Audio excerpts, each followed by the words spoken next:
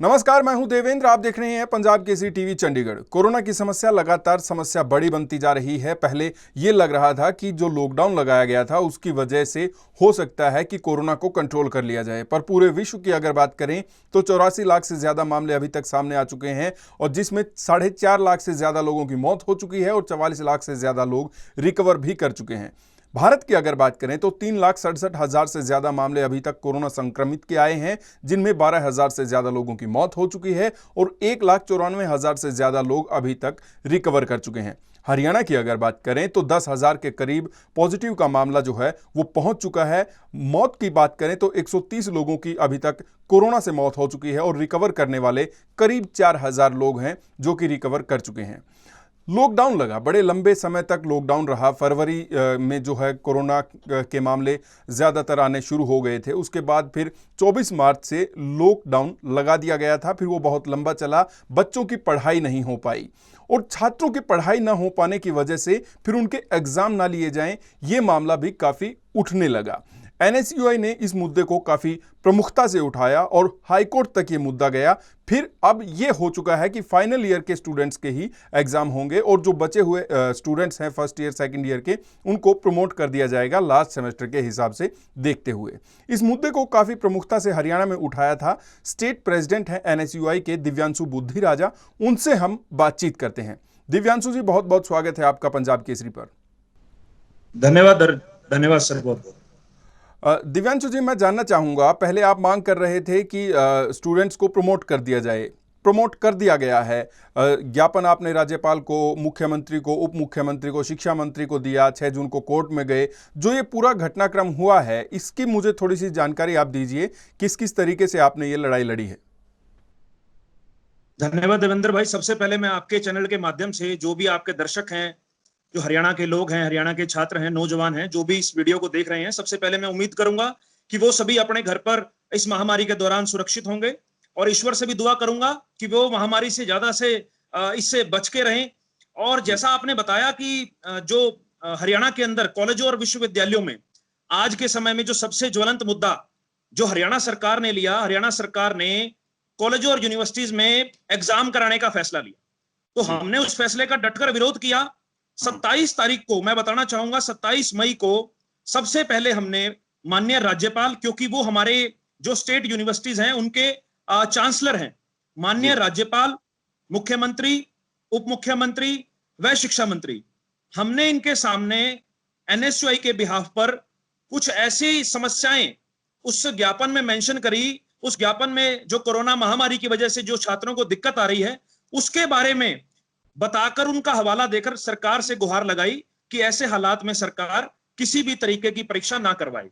पर बड़ी हैरानजनक बात है और दुख की बात है कि हमारी सरकार उसके 8 या 10 दिन बाद ना ही उस पर कोई संज्ञान लिया गया और सरकार बिल्कुल इस पर चुप बनी रही। उसके बाद जब हमारे पास ना ही राज्यपाल से ना ही मुख्यमंत्री से कोई जवाब आया, तो मजबूरन हमें अदालत का दरवाजा खटखटाना पड़ा। और मैं माननीय अदालत का धन्यवाद करूंगा, क्योंकि आप समझते हैं कि आजकल अदालत के अंदर सिर्फ अर्जेंसी में केसेस लगते हैं। तो हमने 6 तारीख को मेंशनिंग के लिए अप्लाई किया और माननीय अदालत ने जो हमारी जो पिटीशन थी उसको समझते हुए उसको अलाउड किया और 9 तारीख को इस केस की सबसे पहली सुनवाई हुई। और देवेंद्र भाई, आपको सुनकर बहुत हैरानी होगी कि पहली तारीख पे जब कोर्ट ने सरकार के इस फैसले को सुना, तो कोर्ट ने सरकार को 1 हफ्ते का टाइम देकर, जो टाइम लिमिट कोर्ट ने सेट करी, 1 हफ्ते का टाइम देकर सरकार को यह निर्देश जारी किए कि सरकार तुरंत तत्काल प्रभाव से इस रिप्रेजेंटेशन पर, इस मामले पर संज्ञान ले। आनंद 12 तारीख को रात को department of higher education and technical education department Haryana, इन्होंने एक नोटिफिकेशन जारी करा और उस नोटिफिकेशन में इन्होंने फर्स्ट और सेकंड ईयर, अगर 3 साल का कोर्स है, इन्होंने इंटरमीडिएट ईयर के, फाइनल ईयर के स्टूडेंट्स को छोड़कर बाकी स्टूडेंट्स को जो यूजीसी की एडवाइजरी जारी हुई थी उसके हिसाब से 50% तो इंटरनल असेसमेंट जो इस सेमेस्टर का है और 50% जो इनका पिछला रिजल्ट है उसको 50-50 जोड़ के 100% कर इनको पास करने का जो फैसला इन्होंने लिया, वो माननीय न्यायालय के निर्देश पे लिया। उसके बाद जो एक बहुत बड़ा ब्लंडर उस नोटिफिकेशन में हरियाणा सरकार ने करा है हरियाणा सरकार ये कहती है कि फाइनल ईयर के जो फाइनल सेमेस्टर के स्टूडेंट हैं जिन्होंने इस साल अपीयर होना था, उनमें से जो स्टूडेंट मूल निवासी हरियाणा के बाहर का है, जैसे हरियाणा से बाहर दिल्ली, गुजरात, राजस्थान, अलग अलग प्रदेशों से हमारे यहाँ छात्र पढ़ने आते हैं, तो हरियाणा सरकार कहती है कि बाहर का विद्यार्थी जो हरियाणा में पढ़, उसे तो फाइनल सेमेस्टर के उस विद्यार्थी को तो हम प्रमोट कर देंगे लिखित परीक्षा के बिना, पर जो हरियाणा का विद्यार्थी है, जिसका डोमिसाइल हरियाणा का है, जो अपने आप को गर्व से हरियाणवी कहता है, उसको लिखित परीक्षा देने परीक्षा केंद्रों में आना पड़ेगा। तो ये कैसा फैसला हरियाणा सरकार ने, मुझे लगता है कि बिना सोच समझ के, और इसके क्या प्रभाव रहेंगे उनको बिना सोचे समझे सरकार ने ऐसा फैसला ले लिया। अब मैं आपके चैनल के माध्यम से माननीय खट्टर साहब से बात पूछना चाहूंगा कि खट्टर साहब, क्या Haryana corona free state declare हो चुका है? क्या खट्टर साहब ये गारंटी ले, क्या WHO कोई ऐसी गाइडलाइन है कि हरियाणा में अगर एक जिले से व्यक्ति दूसरे जिलों में भारी संख्या में विद्यार्थी जाएंगे तो उसमें कोरोना नहीं फैले? और हरियाणा की क्या ट्रांसपोर्ट व्यवस्था इतनी दुरुस्त है कि जब एक गांव से उठकर एक विद्यार्थी अपने परीक्षा केंद्र में जाएगा तो क्या वो समय पे पहुंच पाएगा? क्या महेंद्रगढ़ से अगर एक विद्यार्थी अंबाड़ा या कुरुक्षेत्र आएगा तो उसे क्या खट्टर साहब या दुष्यंत चौटाला गारंटी देंगे कि वो समय पर अपने परीक्षा केंद्र में पहुंचेगा? और एक सबसे बड़ी बात, इसके अंदर यह बोला गया कि परीक्षा केंद्रों में जो विद्यार्थी परीक्षा देने आएंगे, यूनिवर्सिटी कैंपस में हॉस्टल बंद रहेंगे, तो क्या विद्यार्थी सड़कों पर रहेंगे? आज अगर आप बात करो तो किसी भी, चाहे मैं अपना एग्जांपल बात करूं, अगर हम किसी रिश्तेदार के पास जाते हैं, किसी अपने सज्जन के पास जाते हैं, तो हमें वो बाहर से ही काम पूछ के वापस मोड़। ऐसे हालात में क्या विद्यार्थी पीजी का अरेंजमेंट कैसे करेगा? तो ये सभी चीजें ना ही सरकार ने इसके बारे में सोचा। और सबसे बड़ी बात, 20 मार्च को जब इसमें आपकी मुख्य मांग, अब क्या मांग है आपकी? देखिए जी, हम सरकार को ये कह रहे हैं कि हालात ऐसे नहीं है कि सरकार एग्जाम करा पाएगी, इसलिए हम हाई कोर्ट गए थे। हम सिर्फ फर्स्ट सेकंड ईयर के लिए, बिल्कुल फाइनल ईयर को भी प्रमोट करो। जब एक बात बताओ, जब आप बाहर के विद्यार्थी को जो हरियाणा में पढ़ रहा है उसको प्रमोट करने में आप तैयार हो, तो हरियाणा के विद्यार्थी को प्रमोट करने में सरकार को पेट में दर्द है, उन्हें क्यों नहीं सरकार प्रमोट करेगी? या तो उनको भी प्रमोट ना करो, उनके भी एग्जाम लो, या फिर नहीं सर, देवेंद्र जी, मेरी बात को दूसरे तरीके से ना लिया जाए। मैं ये कह रहा हूं, हम सरकार का उस उन्होंने बाहर के विद्यार्थियों को राहत दी है, पर बाहर के विद्यार्थियों के साथ साथ हरियाणा का जो विद्यार्थी है, क्या फाइनल ईयर का जो हरियाणा का विद्यार्थी है उसके खून में एंटीबॉडीज है? क्या उसको कोरोना नहीं होगा? अगर एंटीबॉडीज है तो उनके खून में से प्लाज्मा थेरेपी से लोगों का इलाज करें। खट्टर साहब, इस बात के बारे में तो जिक्र करें। मतलब यह है कि बाहर के स्टूडेंट्स को अगर आप प्रमोट कर रहे हो फाइनल ईयर के, तो हरियाणा के जो स्टूडेंट्स हैं, जो हरियाणा वासी हैं, उनको भी प्रमोट किया जाए, ये आपकी मुख्य मांग है? बिल्कुल सर, इसमें मैं बताऊंगा, ये आर्टिकल 14 जो राइट टू इक्वलिटी है, उसका भी उल्लंघन है, समानता का अधिकार। मैं आपको एक बात बताऊंगा, परसों रात को इस नोटिफिकेशन के ऊपर कुरुक्षेत्र यूनिवर्सिटी होती है, माननीय वाइस चांसलर एक मीटिंग, उस मीटिंग के मिनट्स ऑफ मीटिंग आज पब्लिक हो रखे हैं लोगों के सामने। उसमें इतना बड़ा ब्लंडर जो हायर एजुकेशन डिपार्टमेंट ने किया है, उस ब्लंडर के बारे में कुरुक्षेत्र यूनिवर्सिटी की मीटिंग में वाइस चांसलर कहते हैं कि 2 system for taking examination of terminal semester में लीड टू लिटिगेशन, कि 2 तरीके की जो आप एग्जाम प्रणाली है, जो आप फाइनल सेमेस्टर के विद्यार्थियों के प्रणाली आप यूज कर रहे हो अलग अलग, ये आपको कोर्ट में लेके जा सकती है। जब वो इतने समझदार होकर ये बात समझते हैं, और उन्होंने मुख्यमंत्री को लेटर लिखा है और उन्होंने सिफारिश करी है,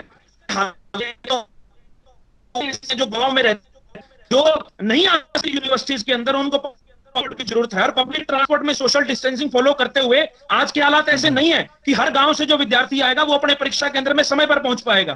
तो जब वाइस चांसलर ये समझते हैं तो मुझे समझ नहीं आता हरियाणा सरकार इसके बारे में क्यों नहीं सोचती। तो सरकार की तरफ से आपने भी मांग की है, उधर आप बता रहे हैं कि वीसी ने भी इसके लिए कहा है कि ये गलत हो सकता है, तो क्या सरकार की तरफ से इस पर कोई प्रतिक्रिया अभी तक आई है? सरकार तो गूंगी बैरी बन रखी है, अपनी वर्चुअल रैली कराने में, अपने राग गाने में, बड़ौदा उपचुनाव कराने में, सरकार इन्हीं कामों में व्यस्त है। सरकार को नौजवान इलेक्शन से पहले याद आता है मैं माननीय दुष्यंत के माध्यम से बैठकर जिन नौजवान ने विधानसभा का चेहरा दिखाया, जिन जीतकर वो उप मुख्यमंत्री कुर्सी में बैठे हैं, आज वो जवाब घोटाले पे उनका जवाब आता है, उनका बयान आता है, धागे और उनका बयान आता है। आज हरियाणा के युवाओं के लिए क्यों चुप हैं? क्यों अपने और माननीय आप वर्चुअल रैली कर रहे हो? एक बात कहूं मैं देवेंद्र भाई, वर्चुअल रैली बीजेपी करा रही है और विद्यार्थियों को कह रहे हैं कि अब अपने परीक्षा केंद्रों में जाकर परीक्षा दो। अगर खट्टर साहब में दम है तो पब्लिक रैली दिखाओ। अगर आपको लगता है कि लोगों की गैदरिंग से कोरोना नहीं फैलेगा तो करो पब्लिक रैली। मॉनसून सेशन नहीं अनाउंस किया अभी तक इन्होंने। हरियाणा के 90 लोग जो हरियाणा को चलाते हैं वो अपने आप को उस कमरे में असुरक्षित महसूस करते हैं इस कोरोना की वजह से। और इतने लाख विद्यार्थियों को एक फैसला ले लिया कि परीक्षा देने आओ। आपातकाल है ये। इस आपातकाल के दौरान सभी मर्यादाएं सरकार को तोड़ देनी चाहिए। हम सरकार से यही गुहार करते हैं कि अगर किसी विद्यार्थी, अगर एक भी विद्यार्थी के साथ कोई अनहोनी होती है तो उसकी भरपाई कौन करेगा? क्या सरकार गारंटी लेगी या दुष्यंत चौटाला गारंटी लेंगे या मनोहर लाल खट्टर गारंटी लेंगे? देखिए, विधानसभा सेशन के लिए तो जो है विधानसभा स्पीकर ने कहा है कि हो सकता है वो सारी सावधानियां बरत कर सेशन को बुलाया जाए। एक मैं आपसे ये जानना चाहूँगा कि आप जो फाइनल सेमेस्टर या फिर फाइनल ईयर के छात्रों के लिए आप ये मांग कर रहे हैं, इसमें अगर रीअपियर कोई करना चाहता है, किसी को मान लो रीअपियर के फॉर्म भर रखे हैं, उसके भी एग्जाम्स हो सकते हैं, तो उसके लिए क्या कुछ आपने सोचा है और क्या कुछ मांग की है और यूनिवर्सिटी की तरफ से क्या कुछ कहा गया है?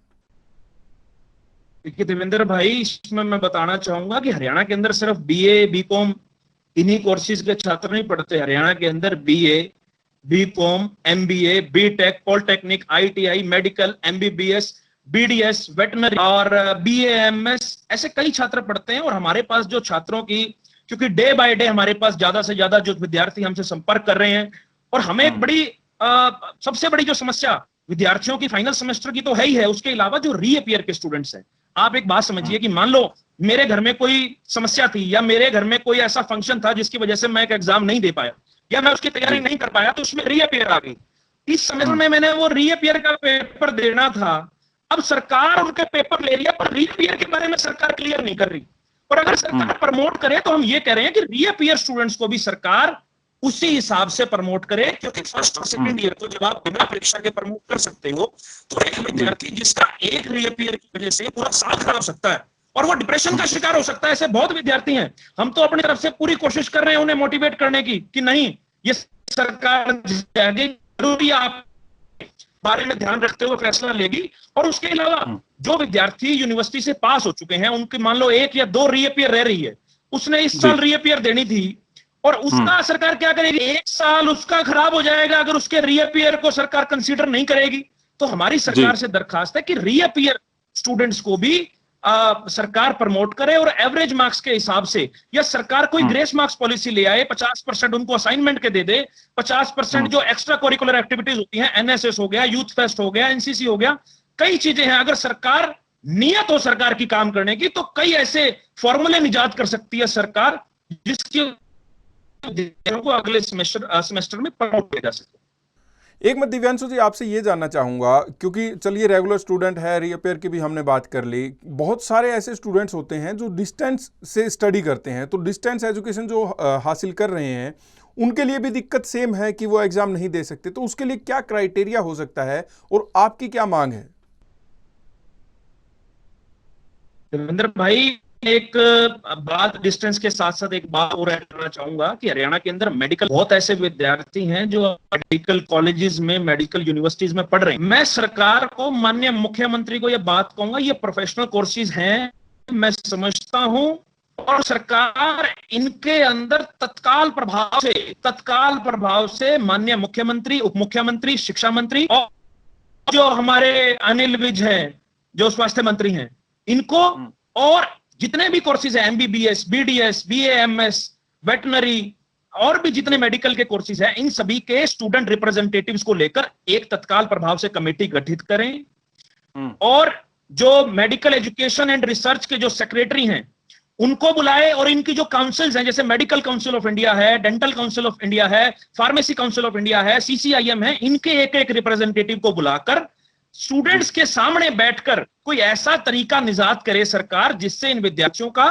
साल भी बच जाए और इनके स्वास्थ्य के साथ भी कोई खिलवाड़ ना हो।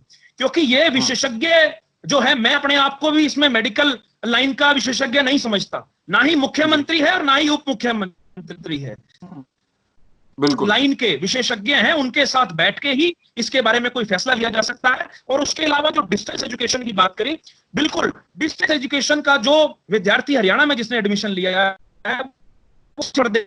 कई ऐसे प्रोफेशन के लोग हैं जो अपना किसी और प्रोफेशन में है पर उन्होंने डिस्टेंस एजुकेशन के राही किसी कोर्स में एडमिशन ले रखा है, उनके लिए भी आज दुविधा है। तो सरकार रेगुलर वालों के लिए कोई ऐसा एक्सपेरिमेंट सेट करे, कोई ऐसा एग्जांपल सेट करे कि जिसको हम प्रतिबिंब बनाकर इमेज हम जो है वो एज इट इज जो है डिस्टेंस एजुकेशन वालों के लिए फॉलो करा सके और उनके भी एग्जाम हम विदाउट रिटर्न एग्जाम उनको भी हम अगले सेमेस्टर में प्रमोट कर सकें। एक मैं ये जानना चाह रहा था कि जैसे आपने आवाज़ उठाई है कि नेक्स्ट सेमेस्टर में प्रमोट कर दिया जाए, नेक्स्ट क्लास में प्रमोट कर दिया जाए, आपके साथ कोई और छात्र संघ आया है या किसी और संस्था ने, किसी सामाजिक संस्था ने इसमें आपका सहयोग किया है, आपकी आवाज़ में आपकी बात का समर्थन किया हो? रविंद्र जी, इसमें मैं उस बारे में इसलिए नहीं बात करना चाहता क्योंकि हम सकारात्मक सोच के व्यक्ति हैं। सरकार के बारे में बहुत बातें कह सकता हूँ, सरकार को कोसने के लिए मेरे पास बहुत विषय है, पर आज राजनीति का विषय नहीं। आज मैं तो आपके चैनल के माध्यम से अनुरोध करूंगा कि जो छात्र संगठन आवाज उठा रहे हैं तो उसके अलावा कई छात्र संगठन तो आप आज अपना राजनीतिक चोला उतारकर आज हरियाणा के विद्यार्थियों को आज आपकी जरूरत है, जो अपने आप को स्टूडेंट लीडर कहता है ना, आज उसकी परीक्षा का समय है। आज जब सरकार के सामने आवाज बुलंद करने की बात है तो कई छात्र संगठन अपने बिलों में दुबक कर बैठे हैं। आपको सब राजनीति कर आज सरकार के खिलाफ, इस फैसले के खिलाफ आवाज बुलंद करनी है। और इसमें NSY चाहे सड़कों की बात हो, चाहे ज्ञापन देने की बात हो और चाहे न्यायालय जाने की बात हो, आज हमने एक सोशल मीडिया पर कैंपेन भी चलाया है और जिसमें हमें बहुत अच्छा रिस्पांस जो है हरियाणा के स्टूडेंट से मिला है। उससे पता लगता है कि हरियाणा का विद्यार्थी जागरूक है और इस कोरोना नाम की बीमारी से वो कितना भयभीत है और कितना असमंजस में है। तो सरकार को जरूर इसके ऊपर कोई ऐसा फैसला लेना चाहिए जिससे फाइनल ईयर के स्टूडेंट्स को और बाकी जिनके बारे में मैंने बात करी उन सभी को कोई राहत की सांस मिले। एक जब हमारी पिछली बार बातचीत हुई थी आपसे तो तब आपने कहा था कि बाहर के स्टूडेंट्स थे जो दूसरे राज्यों के थे और क्योंकि हॉस्टल्स बंद हो गए थे और उनके खाने की बड़ी दिक्कतें थी तो आप लोग उनकी मदद कर रहे थे। अभी उन स्टूडेंट्स का क्या है, क्या वो वापस अपने घर जा चुके हैं या किसी कोई और व्यवस्था सरकार की तरफ से की गई है, किसी संस्था की तरफ से की गई है उनके लिए? रविंद्र भाई, उसमें से काफी लोग, मैं अगर बात करूं तो 90-95% जो स्टूडेंट है वो लगभग अपने घरों में जा चुका है। जो थोड़े बहुत विद्यार्थी हमारे पास कोई ऐसी कॉल्स आती हैं तो उनकी हम लघुकरण, पर ज्यादातर विद्यार्थी जो है वो अपने दूसरे प्रदेशों में जहां उनका बसेरा है, जहां उनका घर है, जहां उनका परिवार है, तो ईश्वर की दया से वो सुरक्षित हैं अपने घरों में और अपने घरों में वो पहुंच चुके। एक मेरा ये सवाल था कि आत्मनिर्भरता की बात लगातार प्रधानमंत्री नरेंद्र मोदी कर रहे हैं, अन्य नेता, बीजेपी के नेता, अगर प्रदेश के नेताओं की बात करें वो भी कह रहे हैं कि आत्मनिर्भर बनना चाहिए। एक तरफ आप ये बात कह रहे हैं कि बिना एग्जाम लिए स्टूडेंट्स को आगे प्रमोट कर दिया जाए, तो मेरा ये सवाल था कि क्या उनका सही से मूल्यांकन हो पाएगा और क्या वो इतने काबिल बन पाएंगे अगर एग्जाम नहीं लेते? तो क्या हमें ये पता लग पाएगा कि वो इतने काबिल हैं कि वो आत्मनिर्भर बन सके, आगे अपना रोजगार खुद शुरू कर सके, दूसरों को रोजगार दे सके? इस पर आपका क्या कहना है? मैं एक बात सरकार को बताना चाहूंगा, ये एक बार 1947 में जब हिंदुस्तान और पाकिस्तान का विभाजन हुआ था तो 1948 में फिरोजपुर में रिलीफ कैंप लगे थे। उस समय बाढ़ आ गई थी वहां पर फिरोजपुर में, तो पंजाब यूनिवर्सिटीज ने अपने स्टूडेंट्स को जो है विदाउट एग्जाम अगले सेमेस्टर में प्रमोट कर दिया था और जो फाइनल ईयर के स्टूडेंट्स थे उन्हें भी लास्ट सेमेस्टर में, लास्ट ईयर में पास कर दिया था और उन्हें यह कहा गया था कि आप लोग बाढ़ के अंदर लोगों की सेवा करें और उस सोशल वर्क के हिसाब से जो है स्टूडेंट्स के मार्क्स लगाए गए थे। आज आप और मैं और इस प्रदेश का हर विद्यार्थी जो अपने घर में 2.5 महीने से लॉकडाउन की पालना कर रहा है, तो वो भी अपने आप में एक सोशल वर्क है। हम अपने आप को हर तरीके की सुख सुविधाओं से जो सरकार के निर्देश हैं उनका पालन कर रहे हैं। तो वो भी एक सोशल वर्क है। सरकार को इसको भी दिमाग में रखते हुए, इसको भी जो है इसकी भी पैमाइश करते हुए सरकार को फाइनल सेमेस्टर के सभी विद्यार्थियों को, रीअपियर के विद्यार्थियों को, और जो पास आउट हो चुके हैं उनकी रीअपियर है, जिनकी पेंडिंग है, उन सभी विद्यार्थियों को बिना लिखित परीक्षा के इस कोरोना महामारी देखते हुए अगले सेमेस्टर में, अगले सेशन में पास कर देना चाहिए। एक दिव्यांशु जी, अंत में मैं आपसे ये जानना चाहूँगा, सरकार लगातार आत्मनिर्भर बनने की, रोजगार बनाने की, रोजगार पैदा करने की बात कह रही है। कोरोना इतनी बड़ी समस्या है कि पूरे विश्व पर इसका अर्थव्यवस्था के आधार पर देखें या फिर वैसे देखें तो बहुत बड़ा नुकसान हुआ है, बहुत जो है अर्थव्यवस्था पटरी से उतर गई है। तो ज़रूरत है कि आत्मनिर्भर बना जाए, ज़रूरत है कि रोज़गार ज़्यादा बनाए जाएं। आपको क्या लगता है, सरकार जो कदम अब उठा रही है कोरोना काल के बाद, हालांकि ख़त्म नहीं हुआ है, तो क्या वो कदम काफ़ी हैं और क्या क्या सरकार कर सकती है कि रोज़गार पैदा हो, आत्मनिर्भर बन सकें?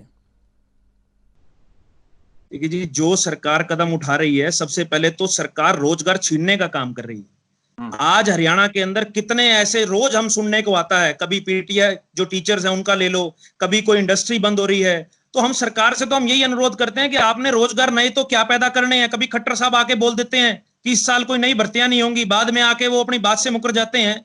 तो हम तो सरकार को इतना अनुरोध है कि सरकार कोई ऐसा फैसला ना ले जिसकी वजह से जो अभी रोजगार, जो लोग अभी जिनके पास रोजगार है उनका ना रोजगार छिने, और कम से कम हम विद्यार्थियों का ध्यान रखें कि जिन्होंने आगे आने वाले समय में हरियाणा का भविष्य बनाना है, उन विद्यार्थियों के ऊपर सरकार जरूर ध्यान दे और कोई भी ऐसा फैसला ना ले जिससे हरियाणा के किसी भी घर का किसी भी चिराग जो है उसके ऊपर कोई आंच आए। तो मेरी सरकार से यही गुजारिश है। चलिए, हम भी उम्मीद करते हैं कि कोरोना के इस काल से जल्द ही छुटकारा मिले और जो पहले से नॉर्मल था, नॉर्मल जीवन था, आम जीवन था, वो फिर से चल पड़े। दिव्यांशु बुद्धिराजा, आप हमारे साथ जुड़े, बहुत बहुत शुक्रिया। धन्यवाद सर। आप देखते रहिए पंजाब केसरी टीवी चंडीगढ़। नमस्कार।